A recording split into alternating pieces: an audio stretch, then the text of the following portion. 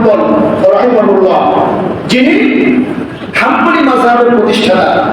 পৃথিবীতে 4টি মাযহাবের প্র্যাকটিস বেশি হয়, হানাফি, শাফি, মালিকি, হাম্বলি।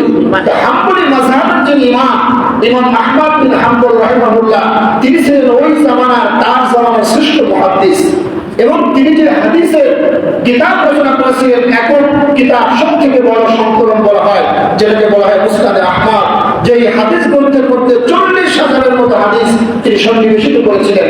এই ইমাম আহমদ বিন হাম্বল রাহিমাহুল্লাহ, তিনি একবার সফরে কোথাও একটি হাদিস সংগ্রহ করার কাজে তিনি গিয়েছিলেন। রাতের বেলা প্রচন্ড শীতের সময় তিনি একটি মসজিদে মাগরিবের সালাত আদায় করলেন, এশার সালাত আদায় করে চিন্তা করলেন, যেহেতু বাইরে প্রচন্ড শীত, এখন আমি কোথাও যাব না, এই মসজিদে রাত্রি যাপন করে এখান থেকে ফজরের সালাত করে কালকে দিনের বেলা বের হব। এই চিন্তা করে তিনি গায়ে একটা কাঁথা টেনে নিয়ে এক কোণায় মসজিদে তিনি শুয়ে পড়লেন, হাদিসটা পড়তেছিলেন। মসজিদের খাদেম সাহেব এসে বললেন যে পথিক, রাত্রে তো মসজিদে থাকা যাবে না। তিনি অনেক অনুরোধ করলেন, কিন্তু তাকে মসজিদে থাকার সুযোগ দেওয়া হলো না, কারণ উনি তো ছিলেন না কে, ওনার পরিচয়টা কি। উনি বাধ্য হয়ে মসজিদ থেকে বেরিয়ে গেলেন। রাতের বেলায় শীত, প্রচন্ড শীত। কিছু দূর যাওয়ার পর তিনি একটা বাজার দেখতে পেলেন। সে বাজারে একটা খপ্পাস আর শাবাব, একজন যুবক রুটি বিক্রেতা, তিনি রুটি আগুনে তাপ দিয়ে দিয়ে তিনি রুটির খামির তৈরি করতেছেন, সেটাতে তিনি রুটি সেকে সেকে বিক্রি করতেছেন। তিনি যে সালাম করেন, আসসালামু আলাইকুম, যুবক জবাব দিল ওয়ালাইকুম আসসালাম। ইমাম আহমদ বিন হাম্বল বললেন যে ভাই, আমি কি আপনার এই চুলার পাশে বসে একটু আগুন পোহাতে পারি? তিনি বলেন অবশ্যই পারবেন, তাতে কোনো সমস্যা নাই।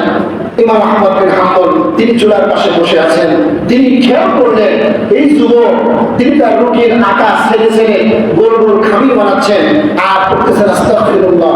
রুটিগুলো তিনি বলে বলে আগুনের মধ্যে সেঁক দিচ্ছেন, করতেছেন আস্তাগফিরুল্লাহ। যখন কোন ক্রেতা তার কাছ থেকে রুটি কিনছে, তাদেরকে রুটি দিচ্ছেন, তাদের কাছ থেকে টাকা নিচ্ছেন, আস্তাগফিরুল্লাহ পাঠ করতেছেন। বারবার এই ইস্তিগফারের আমলটা তিনি লক্ষ্য করলেন যুবকের মধ্যে।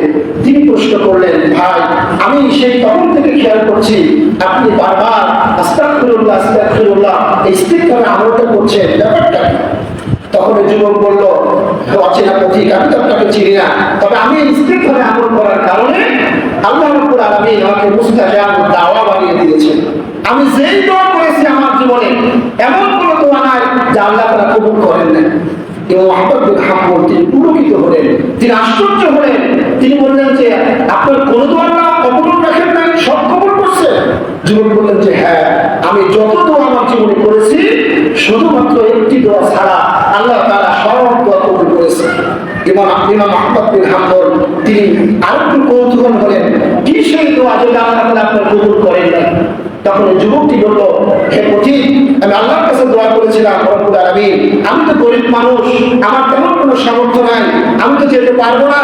যদি তুমি আমার সঙ্গে জামানার শ্রেষ্ঠ মুহাদ্দিস, হাদিসুদ দাহার, মুহাদ্দিসুদ দাহার ইমাম আহমদ বিন হাম্বল, তার সঙ্গে যদি তুমি আমাকে একটু মুসাফা করার সুযোগ করে দিতা, আমি তার কপালে একটু চুম্বন করতাম, এই সুযোগটা যদি তুমি আমাকে করে দিতা, হে পথিক, আমি এই দোয়াটা আল্লাহর কাছে বারবার করেছি, কিন্তু আল্লাহ রাব্বুল আলামিন সেই দোয়াটা আমার এখনো কবুল করেন। এই কথাটা শুনে ইমাম আহমদ বিন হাম্বল তিনি বসা থেকে দাঁড়িয়ে গেলেন।